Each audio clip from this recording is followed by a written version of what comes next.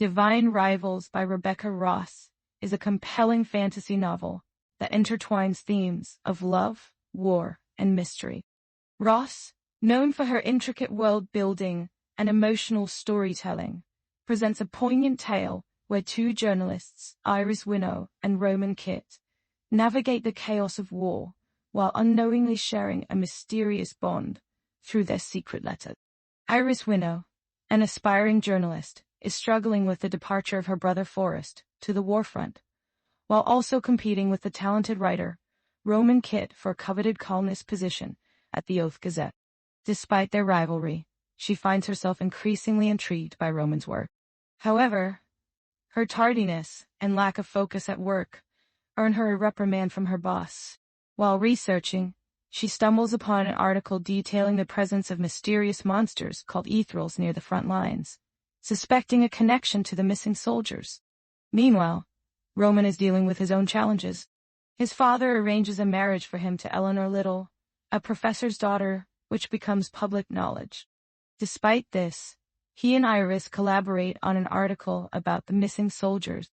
Amid unresolved emotions and the impact of the war on their families, Iris and Roman form a bond that transcends their professional rivalry. As Roman grapples with his arranged marriage, Iris searches for answers about her brother Forrest and the eithrals. She reflects on the mysterious correspondence she's been having with her secret pen pal, unaware that it's Roman. After a tragic accident claims her mother, Iris turns to these letters for solace. Unbeknownst to them, Iris and Roman continue to share their deepest fears and emotions in their letters, drawing closer despite their challenges. Their intersecting lives reveal deeper connections, leading them to find solace in each other's company. However, when Iris resigns from the Oath Gazette to become a war correspondent, Roman is left pondering his arranged marriage and his growing feelings for Iris. In her new role, Iris befriends fellow war correspondent Thea Addie Atwood, and they stay at Marisol Torres's bed and breakfast in Avalon Bluff, a war-torn town. Marisol warns them about the town's strict curfew and the 3 sirens that signal various threats. Despite the challenges, Iris remains focused on reporting on the war and finding Forrest. She suddenly stops writing to Roman, leaving him worried for her safety. After a conversation with his grandmother, Roman resolves to take control of his own fate rather than letting his father dictate his life.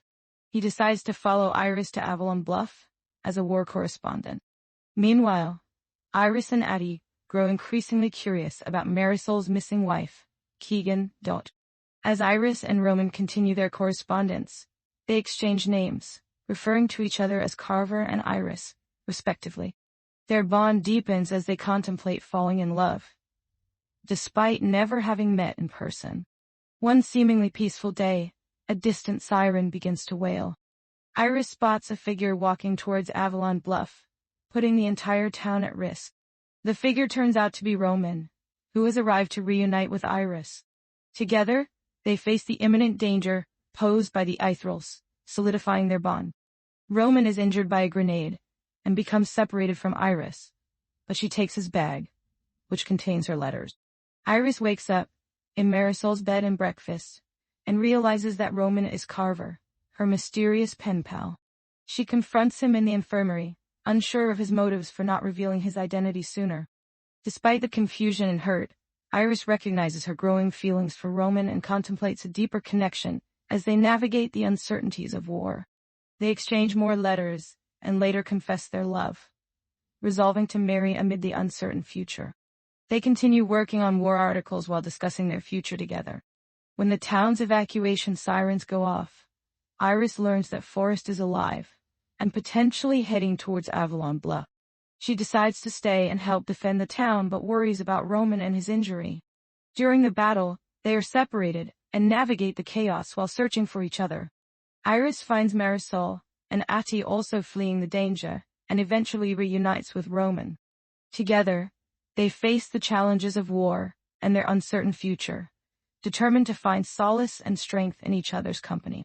Iris and Roman are separated again during the town's chaos. She encounters Forrest and mistakes him for Roman. Forrest tries to lead Iris away from Avalon Bluff, but she refuses to leave without Roman. They search the field where they last saw Roman and find a ring drawn in the dirt and his blood but no sign of him. Forrest insists they leave the area due to danger. Iris and Forrest make camp in the woods, where Iris questions Forrest about Roman's whereabouts. Forrest is evasive, saying it's not safe to discuss Roman there. Despite her brother's insistence, Iris remains determined to find Roman and uncover the truth about his disappearance.